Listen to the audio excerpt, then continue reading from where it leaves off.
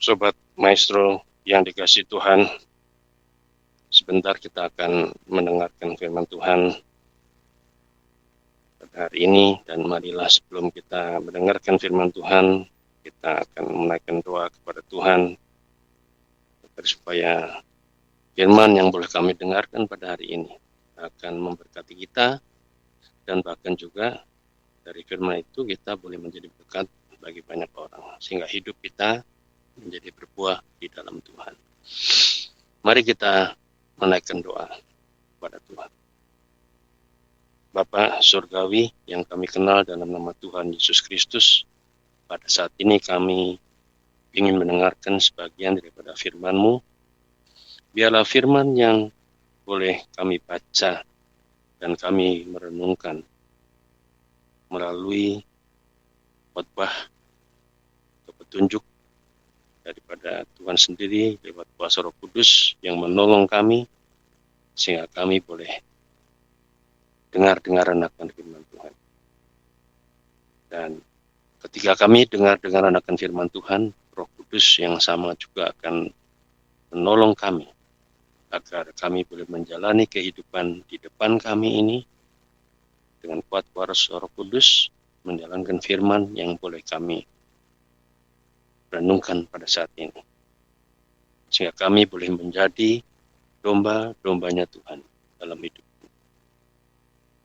Berkati kami terus ya Tuhan, supaya kami boleh menikmati dan rindu akan kebenaran firman Tuhan yang disampaikan oleh hamba-hamba Tuhan di mana-mana tempat pada hari ini. Dan pada acara Maestro Golden Moment ini, berkati kami pula ya Tuhan. Ya, kami sebagai anak-anak Tuhan akan boleh meneruskan firman Tuhan, menyaksikannya dalam hidup kami, baik di tengah-tengah keluarga kami, maupun dalam kehidupan kami bergereja, maupun juga dalam kehidupan kami bermasyarakat.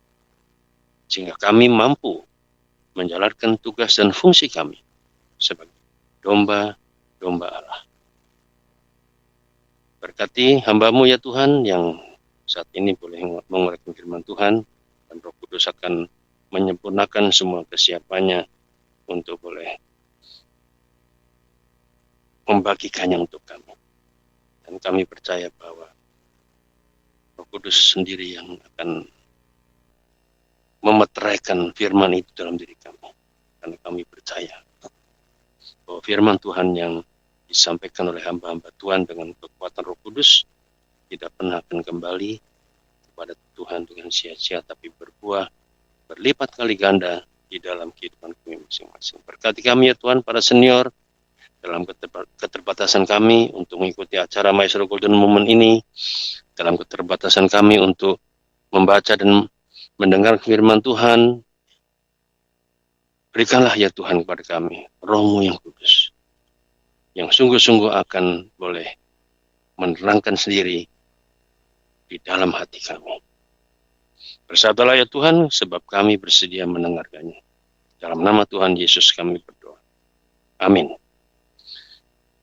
Sobat Maestro yang dikasihi Tuhan, dengan tema menjadi domba-dombanya, pada hari ini kita akan membaca firman Tuhan dari dua bagian ayat Alkitab. Yang pertama yaitu dari Yohanes pasal 10 ayat 11 sampai 18. Yohanes pasal 10 ayat 11 sampai dengan ayat 18. Dan kemudian dilanjutkan dengan 1 Yohanes pasal 3 ayat 11 sampai 18. Di bawah judul Gembala yang Baik.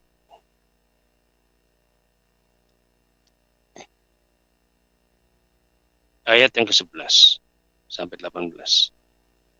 Akulah gembala yang baik. Gembala yang baik memberikan Gembala yang baik memberikan nyawanya bagi domba-dombanya. Sedangkan seorang upahan yang bukan gembala dan yang bukan pemilik domba-domba itu sendiri, ketika melihat serigala datang, meninggalkan domba-domba itu, lalu lari sehingga serigala itu menerkam dan mencerai-beraikan domba-domba itu. Ia lari karena ia seorang upahan dan tidak memperhatikan domba-domba itu. Akulah gembala yang baik. Dan aku mengenal domba-dombaku, dan domba-dombaku mengenal aku. Sama seperti Bapa mengenal aku, dan aku mengenal Bapa. Dan aku memberikan nyawaku bagi domba-dombaku. Ada lagi padaku domba-domba lain, yang bukan dari kandang ini. Domba-domba itu harus kutuntun juga, dan mereka akan mendengarkan suaraku, dan mereka akan menjadi satu kawanan dengan satu gembala. Bapa mengasihi aku, oleh karena aku memberikan nyawaku untuk menerimanya kembali. Tidak seorang pun mengambilnya daripadaku, melainkan aku memberikannya menurut kehendakku sendiri. Aku berkuasa memberikannya dan berkuasa mengambilnya kembali. Inilah tugas yang kuterima dari Bapakku. Demikianlah Yohanes pasal 10 ayat 11 sampai 18, dan kemudian kita membaca 1 Yohanes pasal yang ke-3 ayat 11 sampai dengan ayat yang ke-18. Di bawah judul kasih terhadap saudara sebagai tanda hidup baru. Sebab inilah berita yang telah kamu dengar dari mulanya, yaitu bahwa kita harus saling mengasihi. Bukan seperti Kain yang berasal dari si jahat dan yang membunuh adiknya. Dan apakah sebabnya ia membunuhnya? Sebab segala perbuatannya jahat dan perbuatan adiknya benar. Janganlah kamu heran, saudara-saudara, apabila dunia membenci kamu. Kita tahu bahwa kita sudah berpindah dari dalam maut ke dalam hidup, yaitu karena kita mengasihi saudara kita. Barang siapa tidak mengasihi, ia tetap di dalam maut. Setiap orang yang membenci saudaranya adalah seorang pembunuh manusia. Dan kamu tahu bahwa tidak ada seorang pembunuh yang tetap memiliki hidup yang kekal di dalam dirinya. Demikianlah kita ketahui kasih Kristus, yaitu bahwa ia telah menyerahkan nyawanya untuk kita. Jadi kita pun wajib menyerahkan nyawa kita untuk saudara-saudara kita. Barang siapa mempunyai harta duniawi dan melihat saudaranya menderita kekurangan, tetapi menutup pintu hatinya terhadap saudaranya itu, bagaimanakah kasih Allah dapat tetap di dalam dirinya? Anak-anakku, marilah kita mengasihi, bukan dengan perkataan atau dengan lidah, tetapi dengan perbuatan dan dalam kebenaran. Saudara-saudara, demikianlah dua bagian ayat Alkitab yang kita baca pada hari ini, dan yang berbahagia ialah yang mendengarkan firman Tuhan serta memeliharanya dalam kehidupannya sehari-hari. Haleluya. Saudara-saudara, menjadi domba-dombanya, ya. Tema kali ini berfokus pada domba, ya, bukan pada Tuhan adalah gembala yang baik. Ya, memang ada kaitannya, tetapi lebih kepada domba. Saudara-saudara, pernah ada sebuah berita yang unik yang ada di koran beberapa puluh tahun yang lalu, ya. Itu dikatakan dalam berita itu bahwa perubahan iklim ternyata juga mempengaruhi ukuran tubuh domba menjadi semakin kecil. Fakta ini ditemukan para ilmuwan di Skotlandia yang meneliti populasi domba di sana. Sejak penelitian yang dimulai kurang lebih 36 atau 40 tahun yang lalu, ukuran domba ternyata mengerut 5%. Kaki-kakinya semakin pendek dan berat badannya terus menurun. Maka para ilmuwan itu kemudian menyimpulkan bahwa jika pengerutan itu terus terjadi, diperkirakan 100 tahun lagi domba akan menjadi seukuran anjing Chihuahua, ya, anjing yang paling kecil. Ya. Orang pandai, ilmuwan juga akhirnya membuat cara-cara teknik-teknik bagaimana ternyata domba itu tetap pada ukurannya seperti sekarang, tidak seperti ukuran anjing Chihuahua. Saudara-saudara, saya mau menggambarkan ilustrasi ini sebagai gambaran begini. Domba ternyata itu kalau biarkan alamiah, dan karena perubahan iklim yang semakin tidak kondusif buat kehidupan, maka bisa menjadi semakin kecil pelan-pelan. Jadi kita melihat bahwa domba ini memang tergolong hewan atau ternak yang sangat lemah, sangat rentan. Ya, bahkan perubahan iklim pun ternyata bisa mempengaruhi domba-domba. Oleh karena itu, tidak sembarangan jika Alkitab menggambarkan ikatan hubungan antara manusia dengan Tuhan, Sang Pencipta, sebagai hubungan antara domba dan gembala. Nah, mengapa harus memakai domba gambaran itu? Karena gambaran hubungan itu tadi. Domba dipakai untuk menunjukkan siapa dan seperti apa kita ini sebenarnya. Domba menggambarkan sosok yang lemah, mudah tersesat, tidak berdaya, selalu dalam bahaya, dan barangkali juga mungkin bodoh. Ya. Kalau dibawa ke pembantaian pun juga nurut aja, bodoh. Ya. Maka domba selalu membutuhkan gembala untuk menuntunnya. Seperti domba, saudara-saudara, kita manusia pun sesungguhnya makhluk yang lemah dan tidak berdaya. Rentan menghadapi masalah. Kita tidak berdaya. Bahkan kita mungkin bodoh dalam tanda petik, walaupun kita pandai sebagai ilmuwan yang hebat, tapi tetap kita gambarnya seperti itu. Artinya kita akan musnah dengan mudah jika kita tidak memiliki gembala yang baik dan yang cakap untuk menuntunnya. Nah, itu digambarkan tadi dalam Alkitab, kalau gembala upahan, gembala yang gak cakap, gembala yang gak baik, ketika menggembalakan domba, maka membuat ya kita sebagai domba bisa musnah, kocar kacir, dikejar-kejar binatang buas, dimakan, karena tidak ada gembala yang baik, gembala yang cakap untuk menuntunnya. Nah, saudara-saudara, kalau dikaitkan dengan kita sebagai manusia, maka puji syukur pada Tuhan ketika kita lemah dan tidak berdaya sebagai domba, ternyata Tuhan menempatkan dirinya sebagai gembala yang baik, bukan gembala upahan. Ya. Saudara-saudara, barangkali hampir sebagian besar orang Kristen hafal akan isi dari Mazmur 23, bahwa Tuhan adalah gembalaku, ya, yang bercerita tentang gembalaku yang baik. Lalu kemudian dalam Yohanes pasal 10 ayat 11-18 juga dalam tema Yesus adalah gembala yang baik. Oleh karena itu tidak heran saudara-saudara kalau begitu banyak lagu-lagu rohani gereja yang berkisah tentang Tuhan adalah gembala yang baik. Ya, mungkin dari sekian banyak lagu ya yang bertemakan banyak itu, salah satu adalah tema Tuhan gembala yang baik. Ya. Macam-macam versinya. Ada yang gembala yang baik yang bersuling dan merdu, Tuhan kau gembala kami, ada Tuhan kaulah gembalaku, ya. Ada lagi Yesus seperti gembala, kami seperti dombanya. Oh, banyak sekali lah. Mungkin dari sekian banyak lagu tema gembala yang paling banyak.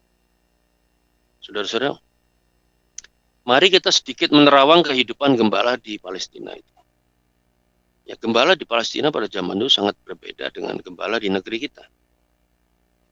Di negeri kita, kambing atau domba dipelihara atau digembalakan dengan tujuan pada usia tertentu atau bobot tertentu, maka kambing itu atau domba itu akan dijual, lalu dipotong, dikonsumsi dagingnya, entah buat gulai, entah buat sate, dan sebagainya. Makanya ada juga kambing usia di bawah 3 bulan sudah dipotong, ya, gemuk, dipotong, dagingnya pasti lebih empuk untuk disate. Ya. Di zaman Yesus pada waktu dulu, umumnya domba dipelihara bukan untuk disate, ya, tetapi untuk diambil bulunya, untuk wool atau susunya, atau kalaupun dipotong biasanya untuk dikorbankan, korban bagi Tuhan, sebagai satu persembahan pada Tuhan. Nah, oleh karena itu saudara-saudara, pada zaman Yesus itu domba dipelihara, ya, dipelihara. Kenapa? Karena akan diambil bulunya untuk dibuat pakaian dan susunya juga untuk diminum. Maka domba-domba itu akan hidup lama dengan si gembalanya, karena ia tidak di bawah 3 bulan disembelih, tidak. Di sanalah saudara-saudara, pada waktu itu terjadi hubungan yang akrab antara gembala dan domba-dombanya. Maka karena akrabnya, seringkali si gembala memberi nama kepada masing-masing dombanya. Entah itu si belang, entah itu si coklat, si hitam, si lurik, dan lain sebagainya. Si gembala akan menjadi kawanan, akan menjaga kawanan domba itu siang dan malam dari berbagai ancaman, baik binatang buas, baik juga perampok, ataupun hal-hal yang membahayakan domba itu. Ia akan mempertaruhkan nyawanya untuk tugasnya itu. Ya. Maka tidak heran ketika Yesus dalam Yohanes 10 ayat 11-18 mengklaim dirinya sebagai gembala. Karena analogi seorang gembala sangat pas, sempurna dalam dirinya. Gembala adalah personifikasi diri yang menggambarkan kepemimpinan yang memelihara, melindungi, sekaligus berkorban, menyerahkan nyawanya untuk pengikutnya. Yesus telah paripurna mengemban tugas yang tidak mudah itu. Bahkan ia menyerahkan nyawanya sendiri untuk domba-dombanya. Dalam hal ini kita umat manusia yang percaya kepada Yesus. Jika kita memakai gambaran gembala pada zaman dulu itu, maka hubungan timbal balik antara gembala dan domba akan berhasil dengan baik apabila masing-masing pihak menjalankan fungsinya secara tepat dan benar. Fungsi gembala tentu saja memimpin, mengarahkan, memelihara, mengayomi, melindungi, bahkan sampai menyerahkan nyawanya, berkorban untuk domba-domba. Ya, itu ada di Mazmur pasal 23, dan saudara membaca juga dalam Yohanes pasal 10 ayat 1 sampai 10, ya, di bagian awal daripada bacaan kita tadi yang kita baca. Ya. Maka seyogianya sebagai orang yang percaya, kita dapat belajar menghayati jati diri kita sebagai domba dari gembala yang baik. Dan kita bisa berkata, alangkah beruntungnya saya. Saya punya gembala yang baik. Saya domba-dombanya. Saya mau menjadi domba Kristus. Tapi saudara-saudara, saya pikir jangan kita berhenti pada kesadaran seperti ini saja. Ya. Menjadi domba-dombanya dari gembala yang baik, ternyata kita juga mesti sadar bahwa ada konsekuensinya.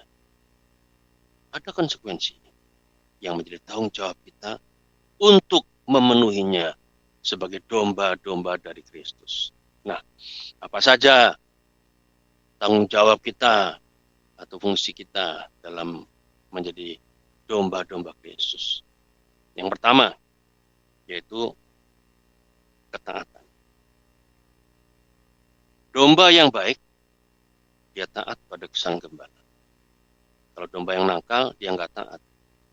Nggak mau dituntun gembala, maunya menjalani kehidupannya sendiri.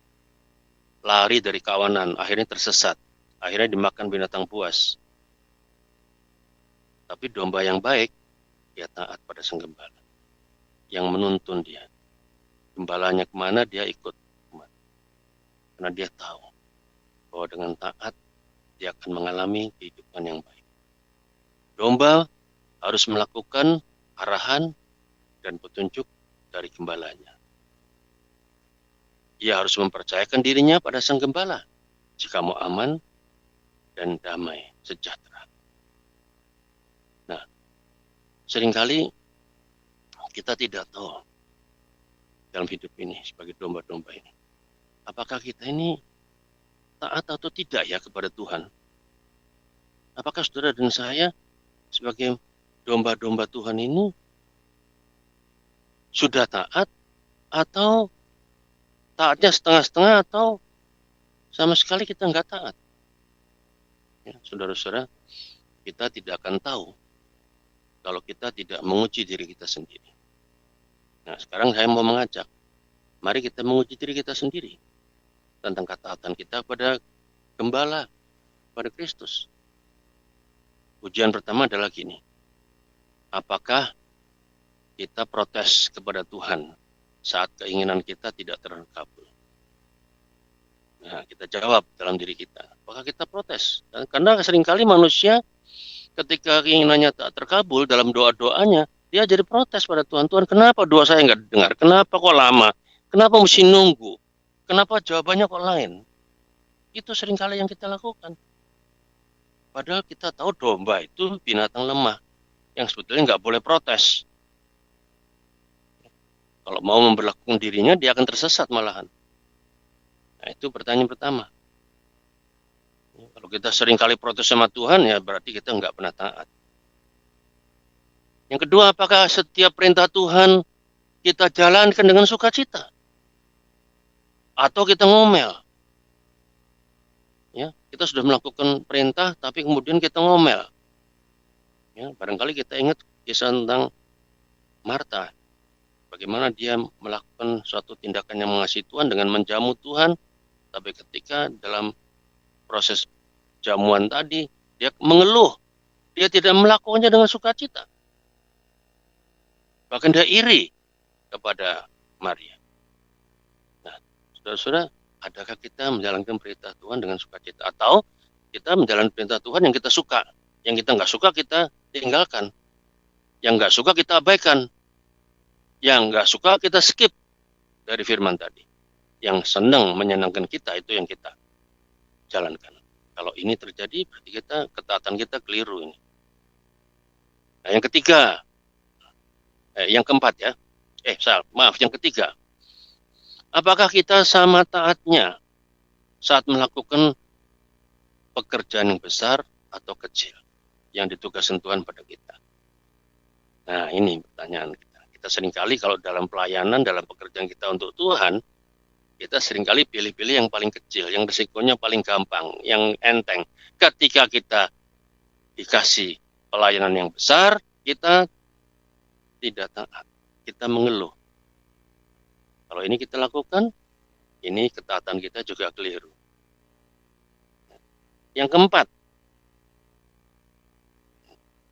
apakah kita harus selalu diingatkan untuk taat? Ya, kalau kita bicara taat pada Tuhan ini, apakah kita selalu diingatkan? Ya. Nah, hati-hati. Kalau kita hanya untuk sebuah ketaatan, kita diingatkan terus oleh Tuhan, nah berarti kita nggak taat sebetulnya. Karena tiap kali kamu diingatkan terus, kalau diingatkan Tuhan dalam rangka ketaatan tadi, diingatkan yang bagus, ya nggak apa-apa. Kalau diingatkannya dengan cara diberi sakit, diberi susah, diberi ini dan itu, nah ini pertanyaannya. Berarti ketaatan kita adalah ketaatan yang tidak pas di hadapan Tuhan. Yang kelima, apakah kita harus tahu dulu alasannya untuk sebuah perintah, kemudian baru taat? Ya, kita tanya pada Tuhan, Tuhan, ini perintah ke sini. Ya, gimana Tuhan? Apa alasannya saya mesti ke sini? Dan sebagainya. Seperti Nabi Yunus kan. Yunus pernah seperti ini. Tanya tuh alasannya, kenapa? Kenapa saya mesti ke sana? Itu orang-orang jelek semuanya, saya nggak mau ke sana. Nah, ini kalau kita masih pengen tahu lebih dulu alasannya apa, berarti kita nggak taat sebetulnya. Ketaatan kita terpaksa. Orang yang taat pada Tuhan itu adalah apa? Kalau ada perintah baru, tidak perlu kita cari tahu alasannya apa. Kenapa Tuhan mesti begini? Kenapa Tuhan mesti begitu? Tidak perlu kita bertanya pada Tuhan. Kita taat saja pada Tuhan. Dan yang terakhir, apakah kita totalitas atau setengah-setengah dalam mengerjakan sebuah ketaatan? Ya, hati-hati. Kalau ini kita tidak penuh mengerjakannya, kita hanya setengah-setengah mengerjakannya. Sama seperti orang kalau disuruh kerja, kerjanya setengah-setengah. Saya rasa kita sebagai majikan juga akan marah. Ya, berarti kita tidak punya ketaatan. Nah, saudara-saudara, dari jawaban introspeksi yang tadi ada 6 yang saya sampaikan tadi, maka kita dapat memeriksa diri kita. Apakah ketaatan kita kepada Tuhan sebagai domba-dombanya Tuhan ini keliru atau benar di hadapan Tuhan. Mari kita introspeksi. Itu yang pertama. Yang kedua, murid-murid Tuhan atau domba-dombanya Tuhan itu adalah domba itu kan hanya mendengar suara Tuhan. Kalau dia mau dengar suara-suara lain tidak tepat sebagai domba. Domba itu binatang lemah. Ada gembala yang baik yang mau nuntun, ya dengarlah suara gembalanya. Berarti apa? Yang kedua, kita sebagai domba-domba Tuhan itu harus mendengarkan suara Tuhan. Yesus mengingatkan bahwa di sekitar kita ada banyak suara-suara lain. Ada suara-suara dunia ini yang mencoba menirukan suaranya. Bahkan kalau di Alkitab dikatakan juga di dalam 2 Korintus 11 ayat 14 bahwa iblis pun dapat menyamar sebagai malaikat terang. Mungkin saja suara-suara dunia itu adalah suara yang menjanjikan kenyamanan, kenikmatan, prestasi yang gemilang, dan lain sebagainya yang sukses. Namun, kita tidak bisa menjamin apakah hal itu nantinya untuk kebaikan kita atau kita sedang dibujuk rayu untuk mengikuti suara-suara dunia, lalu kemudian ternyata suara itu mencelakakan dan menjerumuskan kita. Suara-suara dunia itu seolah benar, merupakan solusi bagi masalah-masalah yang kita hadapi. Seolah-olah, tapi ternyata enggak demikian. Sebagai domba, saudara-saudara, kita seringkali diperhadapkan pada situasi seperti ini. Namun, domba yang baik pasti akan bisa membedakan mana suara gembalanya dan mana yang bukan. Dari mana kita dapat membedakan suara gembala yang asli dan yang bukan? Tidak lain adalah dengan kepekaan diri. Kepekaan diri kita dapat kita asah manakala kita mau selalu akrab bergaul dengan sang gembala melalui firman-firmannya. Suara gembala itu akan jelas terdengar dalam hati nurani kita. Ia mengingatkan kita akan segala apa yang pernah dikatakan sang gembala itu. Melenceng sedikit saja dari apa yang difirmankannya pasti membuat kita tidak sejahtera. Namun betapa sulitnya dan terjalnya jalan yang kita tempuh. Jika kita mendengar suaranya, pasti jalan yang kita tempuh akan dibuatnya rata dan memberikan rasa damai sejahtera bagi kita. Jadi kita mesti mendengarkan suara Tuhan 100%. Dan yang ketiga, menjadi domba-domba Tuhan berarti apa? Kita bertanggung jawab sebagai domba. Yaitu untuk apa?